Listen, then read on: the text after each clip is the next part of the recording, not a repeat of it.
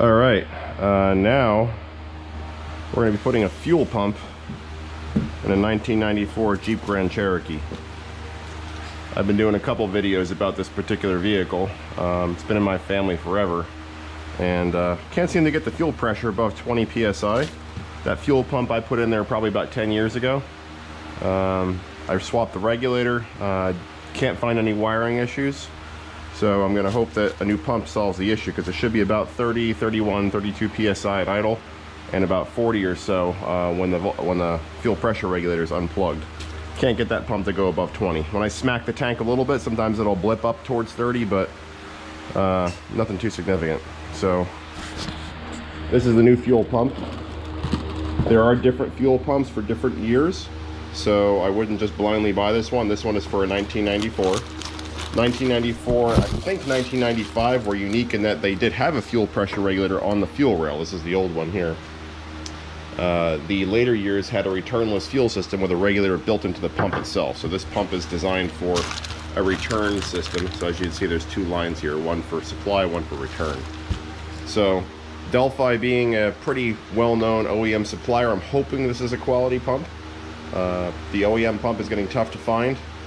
Bosch, I believe, is the OEM supplier, and that pump is getting hard to find even in the aftermarket. So I'm taking a gamble that this Delphi is not going to crap out of me like some of the cheaper ones do in a couple of months. So fingers crossed.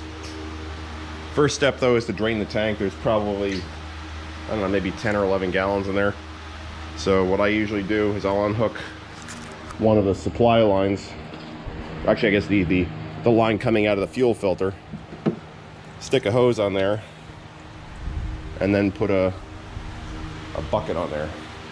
Dump that hose into a bucket. I'm just looking for a jumper wire I had made. Maybe it's inside the vehicle. Let's take a peek. Did I put it back? Of course I didn't. Why would I put something back where it belongs? Frustrating when you can't find stuff. Oh, here it is. I left it right on the battery. So I made this little jumper wire out of, I think it's number 12 household wire. It's THWN2. So all you need to do, at least in this vehicle, this is the fuel pump relay. Yank that out and just stick a jumper wire in there. I'll show you. I'll stick it. Just pull out this relay here and just stick your jumper wire in the top and bottom terminals to activate the pump. So the pump should be running right now. Looking at the gauge, we have even less fuel pressure than I had last time I did this. We had about 20 psi, now we got about 5. This pump is having a slow death here. And you can hear it is running. That electrical buzz that you hear is the pump. But it's just not making any pressure. So before this thing dies, let's turn it off. And we will disconnect the fuel filter. The fuel filter supplied to the fuel rail. It's just a quick disconnect fitting. We'll unhook that. We'll stick some 3/8 inch fuel hose and aim it into one of these gas jugs and fill up some of the lawn equipment.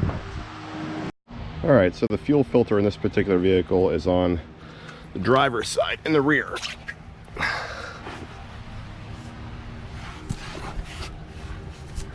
It's right up here. So I've already, it'll be tough to see. I've already unhooked this line, and gas is just gonna pour out when I do that. So I've got this line here ready to hook onto that end of the filter. So we'll go ahead and do that. All right, so I got this rubber line hooked up. The line to the fuel rail is disconnected and just dangling. Just a little bit of gas in there. All right, now I got the other end of this gas jug here. So we'll go turn on the fuel pump and we'll see gas coming into this jug. I should also note that this procedure is extremely handy for those of you that live in areas with unreliable power and have a generator. This vehicle is a 23-gallon gas can. You can look at it that way. So obviously before a storm or any kind of unreliable power situation hits, fill your vehicle up. And if you run out of fuel for your generator, it's very, very easy to drain it out of the tank. So I'm going to turn the fuel pump on. Whoops. Have that backwards. Fuel pump should be on. This bucket should be filling. Let's see what we're getting out of that pump.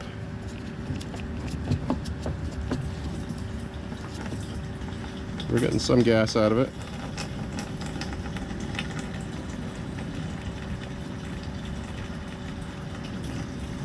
So we'll let that run for a little while. But that's the procedure. That's how you do it. Actually, you know what? Let's do it before and after. New and old pump, right? So that's just kind of trickling out and making almost no fuel pressure at the rail. Not shooting across the room or anything, just kind of a dull trickle.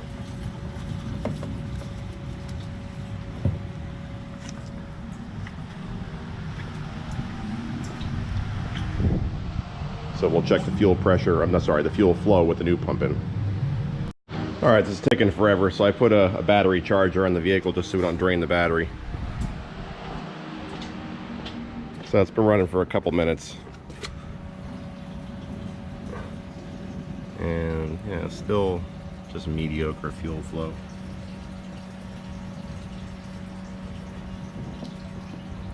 We're struggling here. Hope the pump makes it. And we still got about 5/8 of a tank.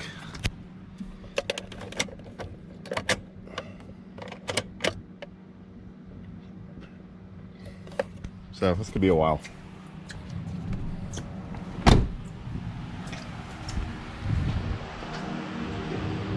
I've noticed sometimes when I kill the pump and then restart it, it picks up faster. Sometimes.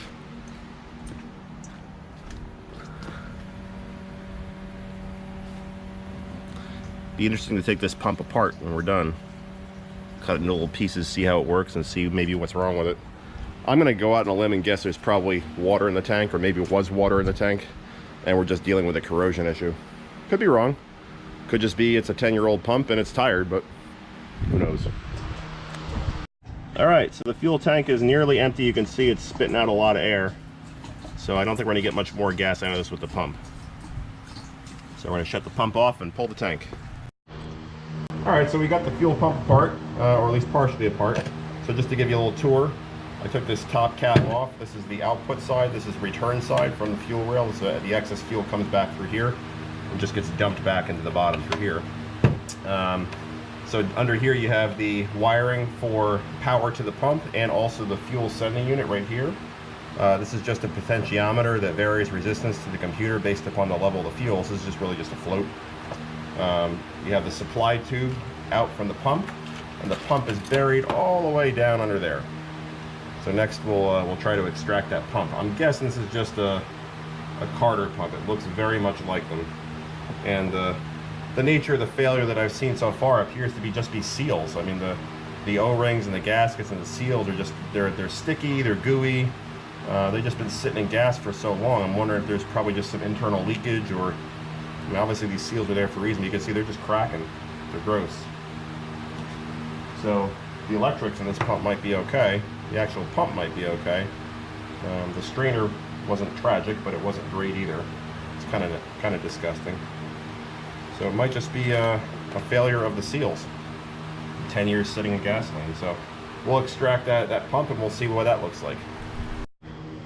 Okay, I have not seen this before. This pump actually says made in USA, and there is a Chrysler part number on there. 5201769 made in USA. And like I said, these seals are just, ugh, you can see them just coming apart. I mean, this thing is just disintegrated. I'm guessing this top cap is probably going to disintegrate too. Yeah, I mean, look at all this.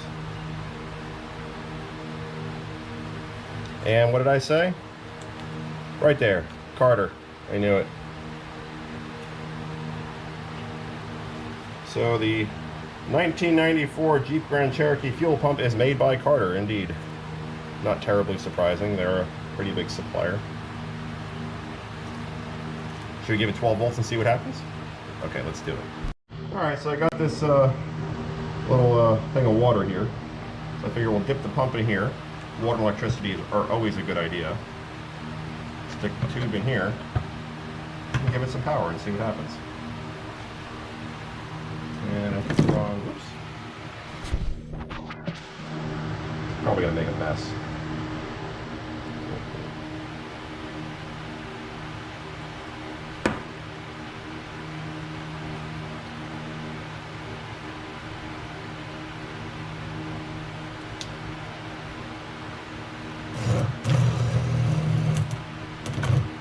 Oh, I think we may have found the problem, folks.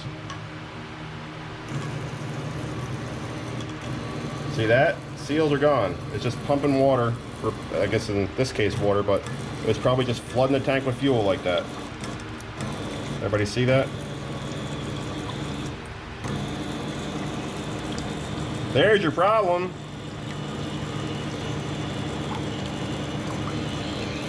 I don't think it's supposed to leak like that. I'm no genius though.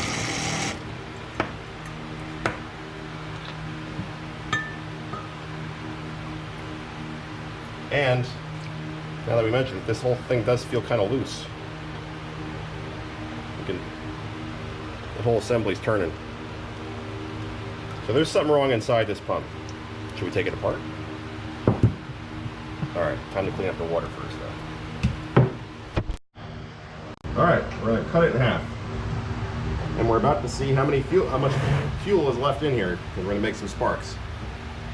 This could be the end of me. We're going to use a air-powered die grinder. I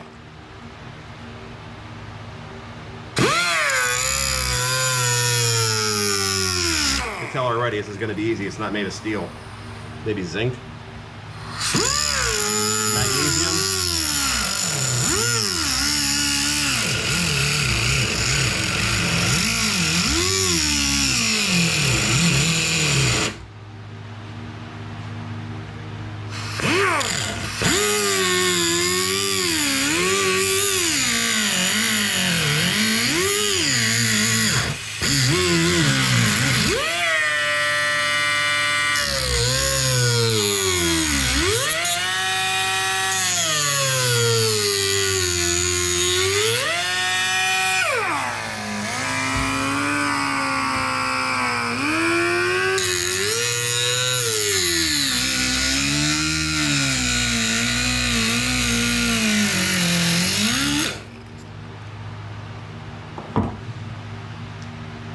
Alright, so we got the housing part.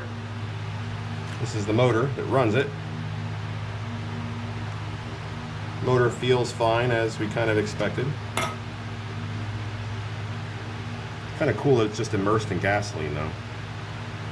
This motor doesn't have too many markings on it. Let's clean it up a little bit and take a look. So it has those markings on there. It says, looks like 8K213-3 something 8A. It looks like I ground off that mark. But you can see here, without that seal right there, and the output hose being right there, I mean, fuel, this thing is just immersed in fuel. So if there's not a good seal here, it's going to leak just like we saw. And there clearly was not a good seal. Let's look at the other half of the pump and see what's in there.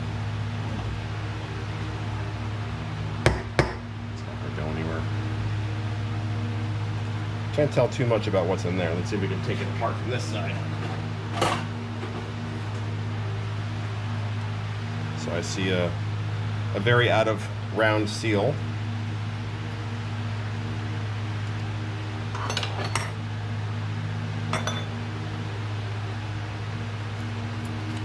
And there's probably a gerotor mechanism buried somewhere under here. I wonder if we can pry this off.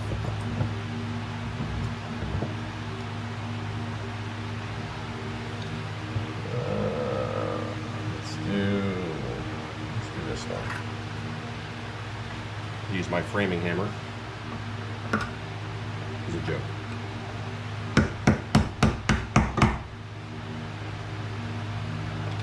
This is not a terribly strong housing. But it's probably made of a non-ferrous material. so you don't have sparks, because you don't want sparks around fuel. If we could just whack this out from the other side.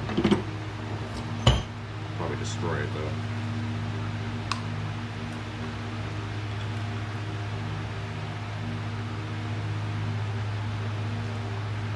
Quite sure I'll end up stabbing myself if I continue to do it this way.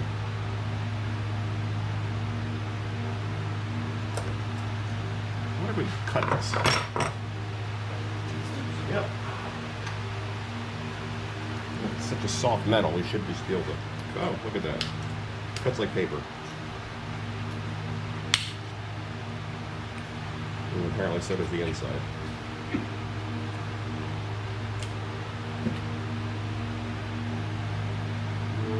You know, maybe a couple passes with a hacksaw would separate it.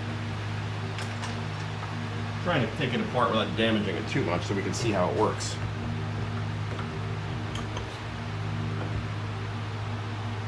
So I'll just take a hacksaw.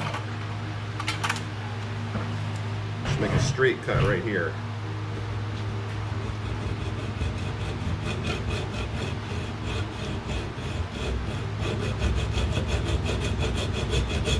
Sure hope there's something interesting to see in here. There's the plastic there. There we go. Didn't put up much of a fight. We'll just separate that. Okay, here's the business end. This is the end cap here.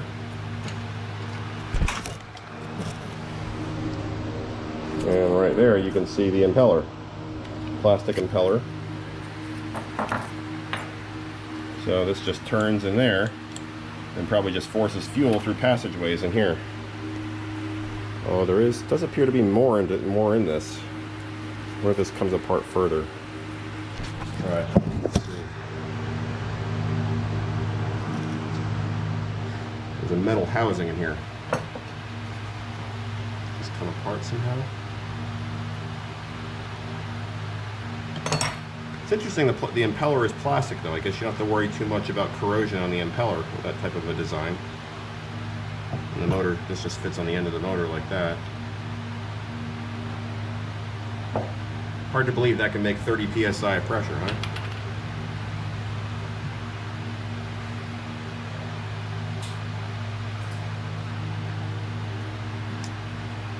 I'm just trying to figure out what this passageway in here is for. Not seeing anything though. Doesn't want to come apart.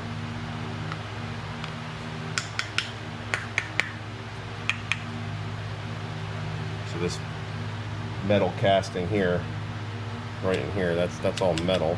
This is plastic. Something really shiny in there. I just can't tell what it is.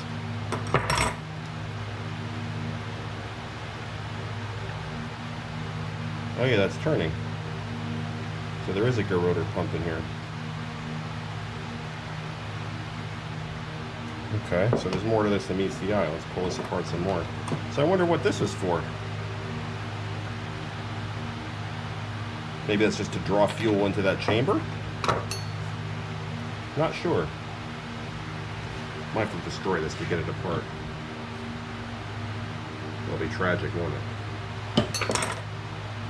Let's get a smaller screwdriver. Can you guys see this?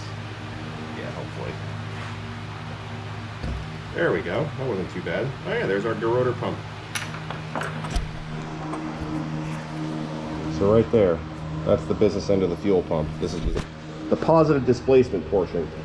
This is the part that gets the 30 psi. So the motor fits on like so. And as the motor turns, you can see that center section remains stationary, but the housing, it's kind of like a Wankel rotary engine to some extent. It's a very, very clever design. Many automotive oil pumps work the same way.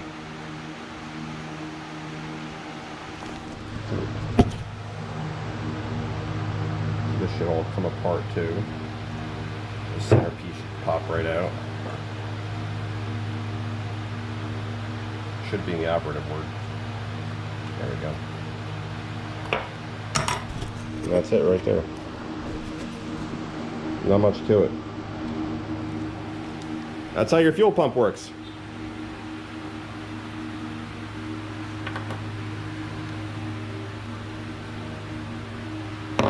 Alright, hope you guys like that.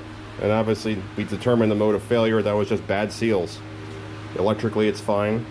The actual pump is fine. It's just seals got old and just leaked gas past right here. So any pressure it was building was just leaking right past the output side. Shame. I did just notice that this motor appears to be made by Johnson Controls. I see the word Johnson right on the motor housing. So if anybody was wondering who made this, motor was made by Johnson. The pump itself was made by Carter, and there was a Chrysler part number stamped on the outside. So it's kind of cool to see how all these companies play together to make our fuel pumps work and our cars run. I'd love to see what makes this pump different from, say, a crappy aftermarket one that fails in 3 months. Do they use a cheaper motor? Is it the cheaper seals? Is it plastic gerotor assembly, or maybe no gerotor assembly at all? It'd be great to see the variation in the aftermarket, what makes these things tick. I'm obviously not going to take apart the new one because that one needs to work. But very interesting. 28. Alright, so taking a quick look at the replacement pump. Very different design. So the pickup, or there's a strainer that's cast into the housing on the bottom of the unit. Again, this is a Delphi pump. It's not the same one that came out of the vehicle. There is what appears to be a secondary strainer bag right here. This white piece here that I'm touching. The pump itself is a very similar shape. We can't tell if it's the same thing or not. And the pickup is right down there. And there appears to be a plastic tube, just like the other pump, that comes out to the output side. And you got power to the pump right here. Let's look at the sending unit, see if that's a similar design. Very similar to the OE design. Very similar. It'd be nice to know what type, what brand, and what design that actual pump is, but I'm not going to cut this brand new pump apart. Sorry. But it'd be interesting to see if it's also the same basic gerotor design, same motor. I mean, again, it is a Delphi pump, so one would hope it's a pretty high quality part. This is an original equipment supplier for GM, so hopefully it's a good piece. All right, next up is emptying and cleaning the tank. All right, so we got the arm on the sending unit on. It just clips into place, pretty straightforward. We reused the clips for the fuel lines, and now we just have to reinstall the whole shooting match. Tank is nice and clean. Used simple green water, dried it out really well. So we're just going to plop this back in the tank, put the tank back in. All right, so we got the new fuel pump installed. We got the retaining ring on. A little tip for you guys if you're doing this: the new fuel pump module comes with an O-ring. It's a lot easier to put the O-ring in the tank before you install the module. So install the O-ring in the opening of the tank, then fit the module straight down inside. That'd be a lot easier. Now it's just time to put the tank back inside the vehicle. Tank has been cleaned, it's dry, should be good to go. All right, so we got the new fuel pump in, and let's give it a test. I bled the air out of the system already just by using this jumper wire, but you'll see that fuel pressure is quite a bit better now than it was before. It's right about 52 psi, and I can hear it flowing past the regulator. So we're good to go. Let's crank it up.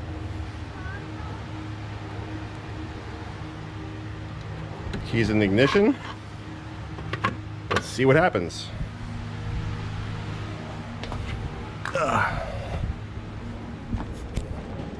What's up, kiddo? Hey, I want to get in. Hi.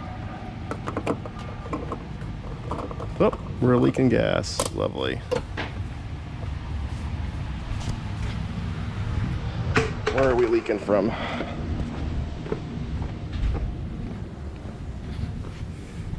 We're leaking a lot of gas.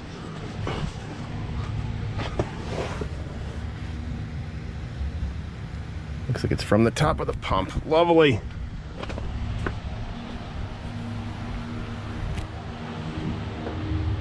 Maybe one of the hose fittings. Bleeding the pressure off. It's not my day. Alright, just goes to show sometimes things don't go according to plan. Even for the people that have done this before and in theory know what they're doing. Turns out the high pressure line came unhooked at the pump. It was causing the issue. Pump is running now, got it hooked up, so we should be good to go.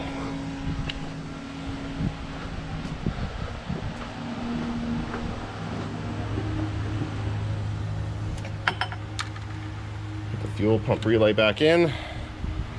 Close up the relay box. Should fire right up. In theory, right? Always in theory.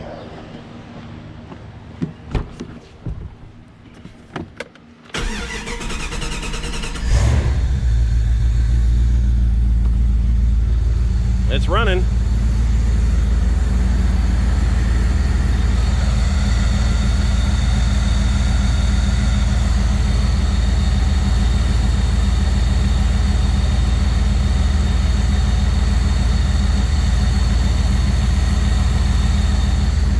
Fuel pressure is a bit high. Factory specs about 30, we're about 40. But it's running. Make sure there's no leaks. No leaks.